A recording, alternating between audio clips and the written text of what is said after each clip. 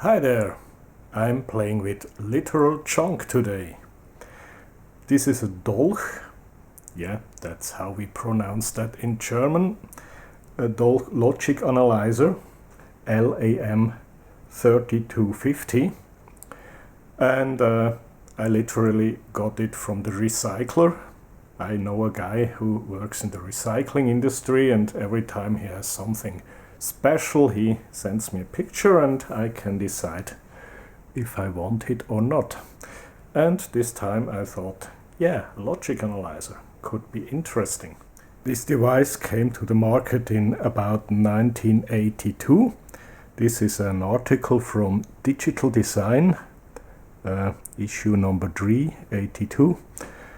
And the original price was about $4,500 back then, and that's well over $10,000, maybe $14,000 today.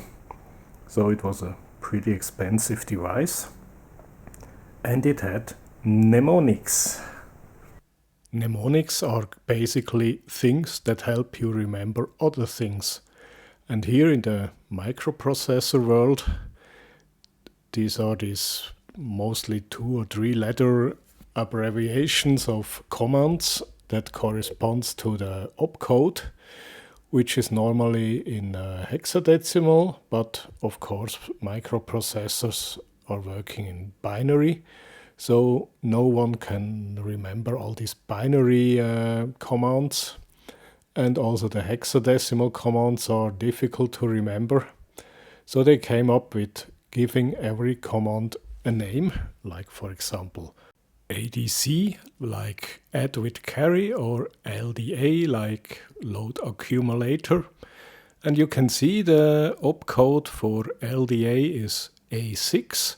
That would be in binary 10100110. But as I said before, nobody can remember that, so they came up with LDA. And when you write the program, you use that, and then someone has to look up in a table to actually find the binary or hexadecimal value. And in case of this logic analyzer, it has these tables here stored for the Z80 and the 8080 processor. So if you measure any binary sequence, you can display the mnemonics of that command, and that helps you debug your software. And as always on this channel, we turn it on before we take it apart. Let's turn it on.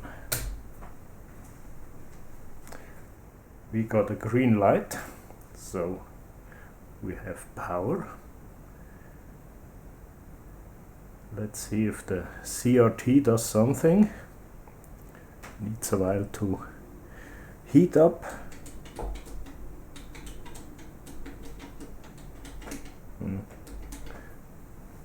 Doesn't look like much. Well, it seems only the green light is working. Maybe now is the time to open it up and see what's happening here. Unplug the power first, safety first.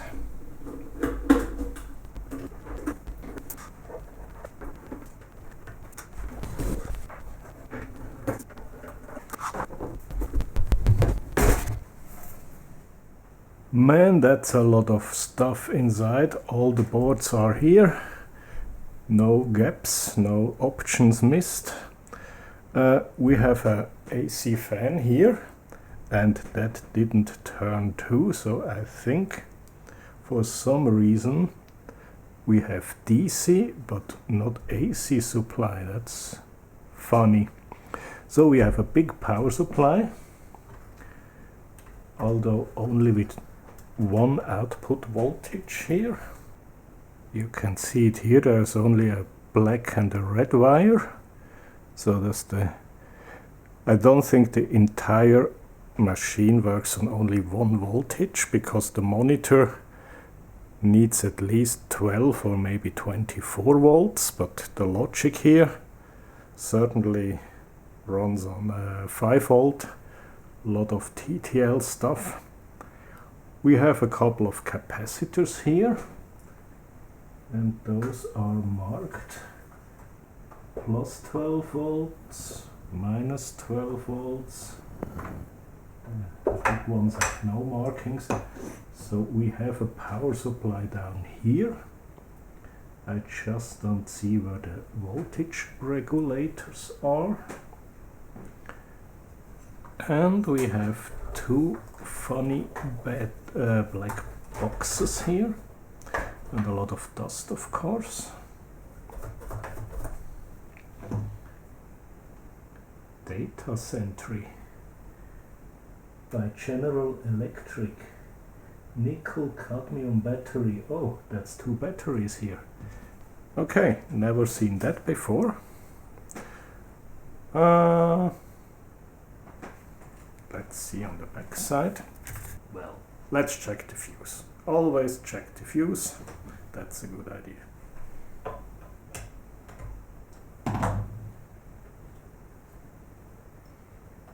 Oh, that doesn't look too good. It looks a little bit weird. It's only black on one end. Looks a little bit like water damage or something. I don't know. Let's first measure it.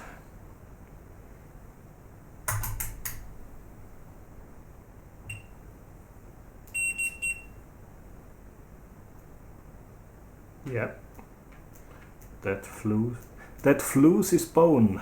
That fuse is blown. We need a new one. How much is it? 0.315 amps, so 315 milliamps. That's a common value. I wonder where this 315 comes from. It's something you see all the time, but why not 300? Why not 350 by 315? I have no idea. Okay, new fuse is in. Let's see what happens now. When it comes to fuses, there are, well, more or less two possibilities.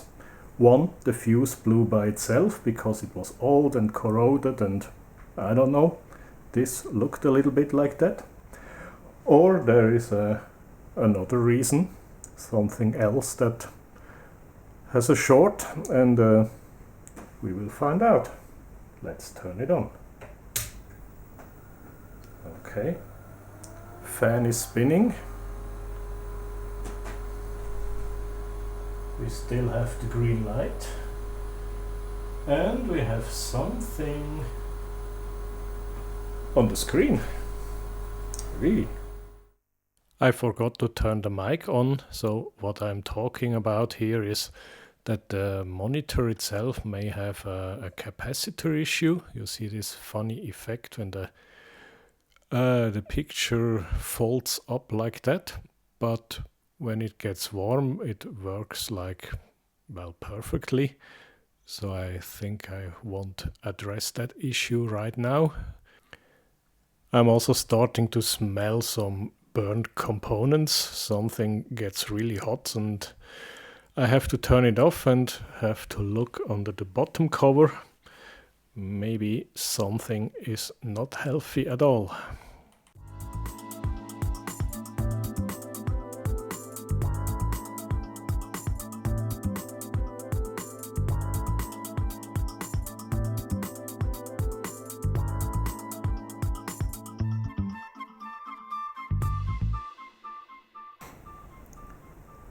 I think we all can see where that burnt smell came from. I think that 7912 regulator here has a little problem. It definitively has a crack in the case, and it also has some traces of smoke here. Yeah, that's clearly not good. Let's replace that thing and see if the new one explodes right away or if it works. You may notice that we have one a nylon screw that insulates, and the other two regulators are screwed directly to the metal plate here. And we also have a sheet of mica that insulates. The reason is these two are positive voltage regulators, 7812, both of them. And the positive regulators have ground on the cooling tab here, while the negative regulator have a different pin out. They have the common pin, the ground pin on the first pin here, and then comes input and output, and yeah, the cooling fin here is connected to the input voltage, so we have, I don't know, more than 12 volt negative input voltage, and that's why you have to install these voltage regulators. If you have positive and negative regulators in the same circuit, you have to insulate them from each other, otherwise you have a short circuit with the negative input voltage.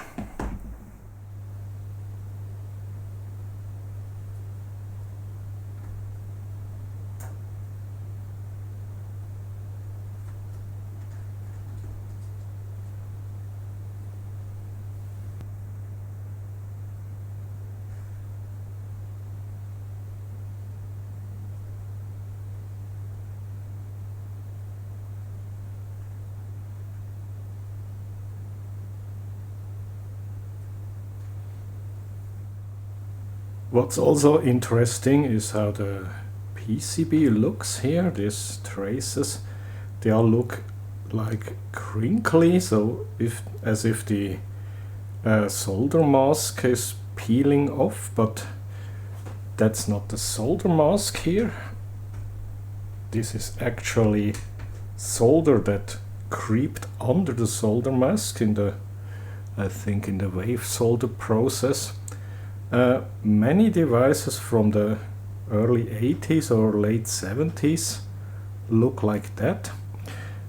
Some do actually have their solder mask that comes off, that gets flaky and brittle, but this is not. This is actually solder that got under the solder mask. So I don't think they soldered in and then applied the solder mask. That makes not much sense. But here on these larger areas, the solder was obviously able to creep under the mask layer. So yeah, looks interesting, but is not a problem. The only problem now is this voltage regulator, and I have to replace that. It seems I even have a period correct replacement. It's also Motorola MC7912CT, like the original. While the original is from 82 and my new one, new in quotes, is from 85.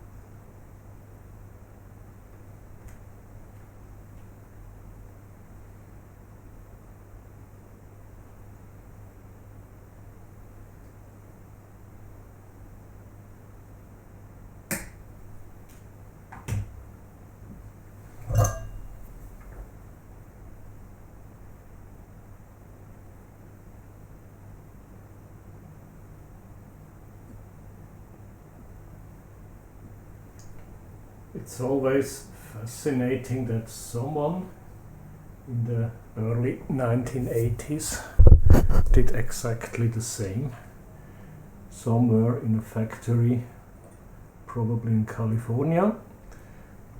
While DOLCH is actually a German company and founded by a German guy, and DOLCH was his name. They later expanded in the early 80s to California. On the ad I showed earlier, it was San Jose.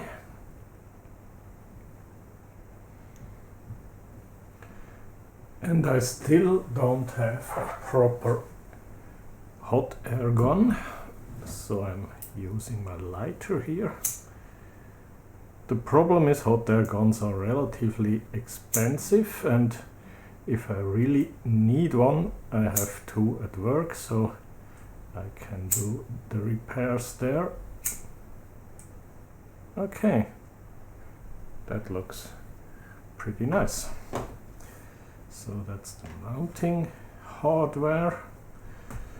Although plastic screws are relatively soft, so it's the mounting software here. We don't have any thermal paste.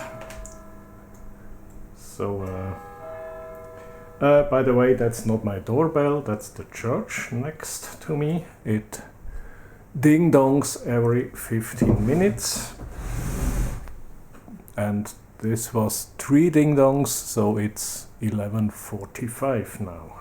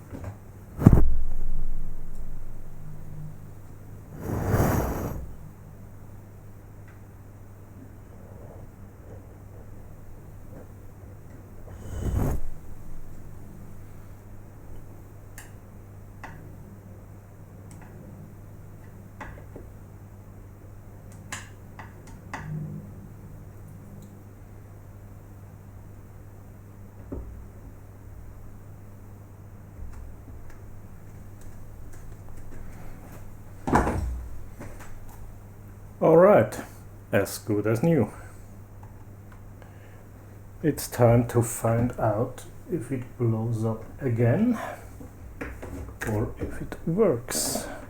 Power is on.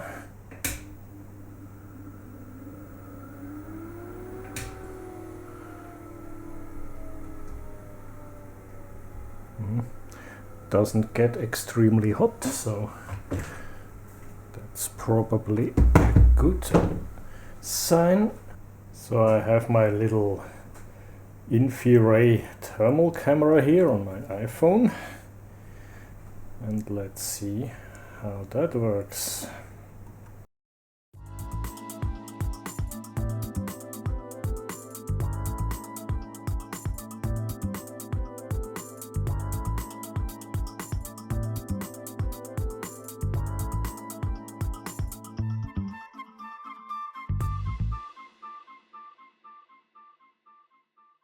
Okay, that seems to work. Let's check the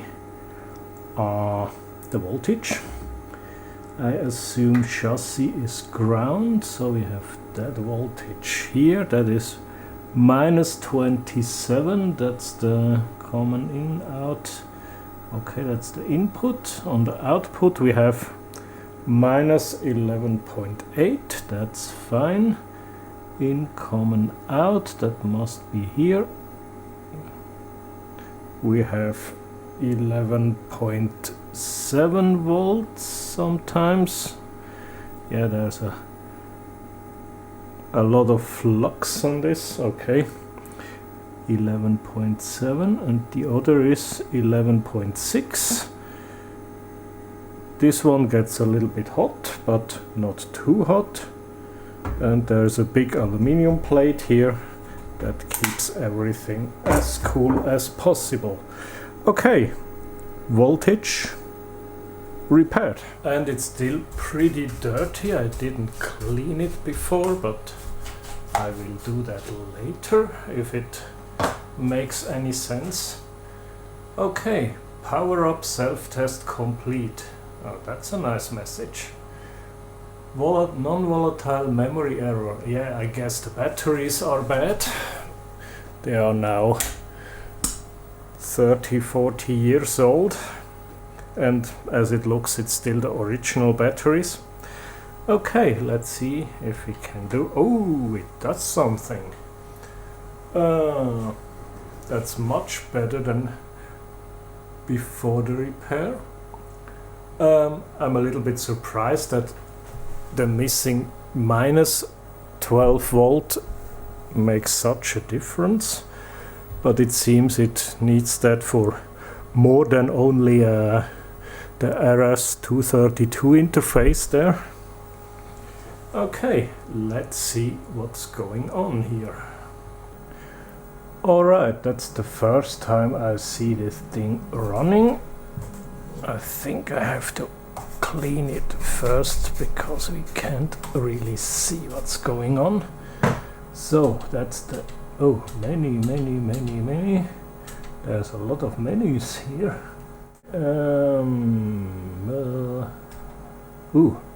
What's that? List entry key. Okay, that's a listing. Of course, everything is 0. We haven't... Oh, run, stop. Okay, I don't know. Maybe it would be a good idea to have a user manual, but honestly it's a little bit difficult to find that thing. Oh, there's a don't care key. Okay, that's the most important one. Okay, what else? Timing. Oh, we have a timing diagram. Oh, we can change the microseconds here. Ah, there is a cursor. Interesting. Can we enter microseconds? There's a clock of 15 nanoseconds. Okay. We can select a certain location. We are now in 1682. Let's see, 1000. Yes, that works. Set. Okay. No. Location entry. Where is the enter key for that? Ah, here. Now the cursor jumps to location 1000. Let's see about location entry 500. Now it's 5000. Okay. Location entry 0500. Enter. Yes, that works. Okay, so we can move the cursor around. There's a search key. There's a scratch key. Oops. What does that? Scratch table. I think I have to figure out how that works, but at the moment I'm pretty glad that it works. Okay. Let's take it apart. Let's see what's inside. So let's see. Boards seem to be plugged in,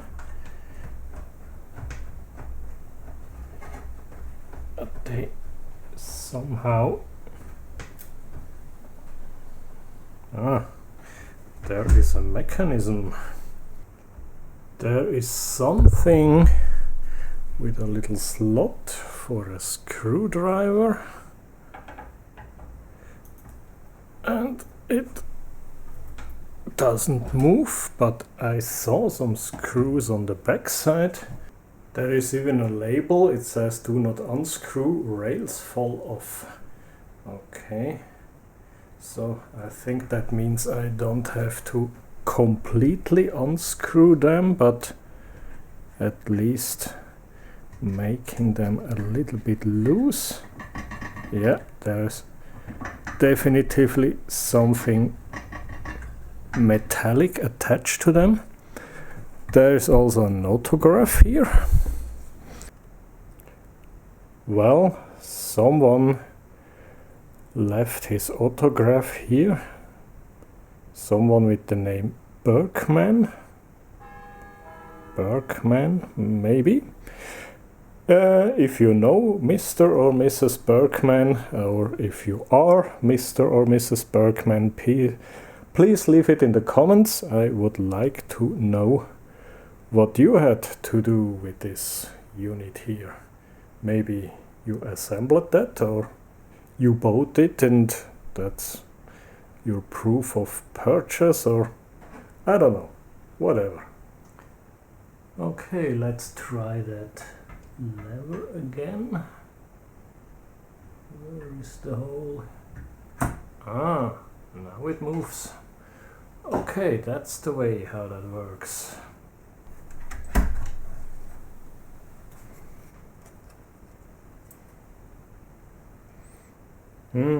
A lot of EEPROMs and space for even more EEPROMs. C0, C800. Nothing that tells me anything. Every chip has a socket, so there are hundreds of chips and hundreds of sockets. Gold-plated Philips connectors. Didn't know that Philips made connectors like that. Well, in those days Philips made everything. It was a huge company. Today it's not much left of it. Okay, there's another board with even more ROMs, and it's quite heavy. 7905. They need minus volts on this board. That's funny. Why do they need minus 5 volts? For what? For the RAM chips? In electronics you get surprised every day. Oh, that's nice. What do we have here? Well, that's always great when they write on the chip what it is. It's a Z80 CPU, and that's a Z80 parallel input output. That's what PIO means. We have a 10 megahertz quartz here.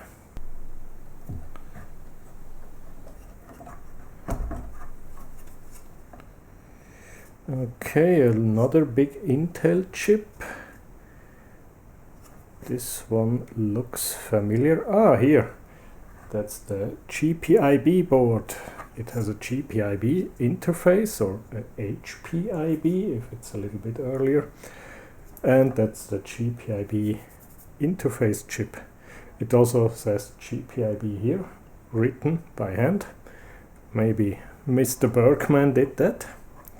What is that? Counterboard revision G. Okay. I guess that board counts something. Okay, we are down to the monitor. A cute little monitor, I like that. And that's of course the power supply only for 5 volts.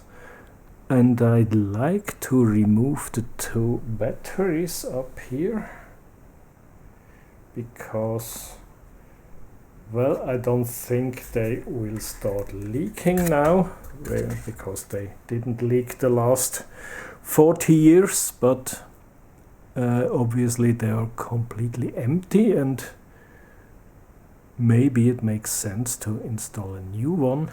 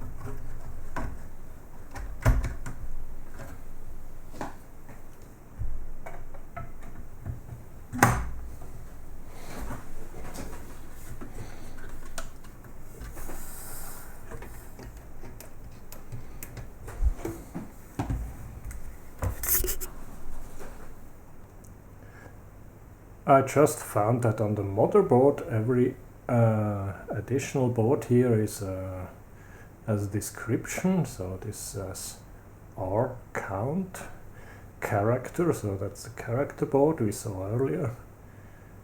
TS trigger, another contin board. Yeah, you can make up whatever you want. There is a CPU board, memory 1 and 2. Yes, that was clear. The first two boards were the memory boards. CPU board also clear.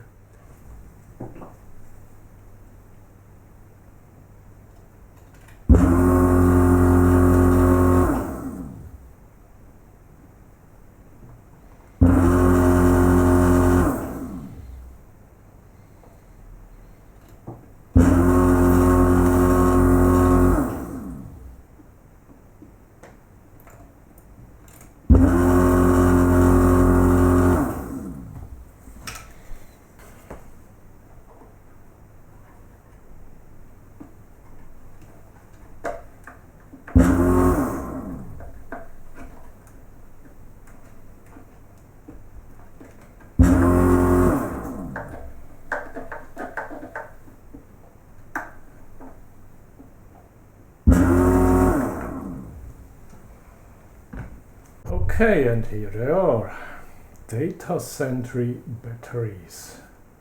As it looks, date code 81. They are even older than the entire machine, so they are certainly the very original ones that were installed in the factory, assembled in Mexico. And one thing I think is really good here, they are completely watertight and capsuled batteries, so these things won't leak. And that's probably the reason why everything is so clean inside here. Well, except for the dust, of course. But, well, they don't have a problem with leaking batteries. I wonder if I can get inside to see what battery that is. So I just grabbed my special tools for non-screwed things. Oh, that was easy. Okay, I already see the first battery here, or the first cell of that battery.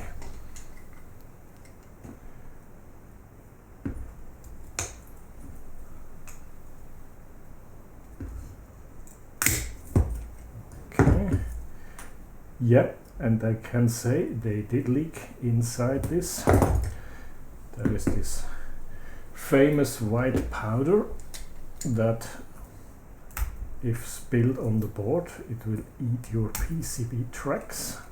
Well, not as a powder, but as long as it was a liquid before it dried up into a powder. Okay, so that was almost too easy. You see, it's actually 3 cells. It's not button cells, they are a little bit bigger. And yeah, they leaked like hell, so I'm really glad they put it into this enclosure here. So the 2 positives of the batteries are here. The 2 negatives go to ground, that's on the other side here. Then they go to that CPU board, pins 1, 2, 3 and 4, 5, 6. And the CPU board is here, and you can see the 2 traces, 3 and 6. I don't know if that's the real numbers, but I just start counting from that side here. They go up to here, and that's some diodes, so that's some voltage switching circuitry that probably switches from the normal mains power to battery power to keep some probably static RAMs to hold their all the settings, yeah. I think that's the only reason for these batteries, to keep settings. You toggled in some stuff on the keyboard, and next time you turn your unit on, you don't have to do that again. And with the empty batteries, of course, everything resets to factory default. Okay, that's the DOLCH LAM-3250. Yeah, that's it. Thanks for watching, and goodbye.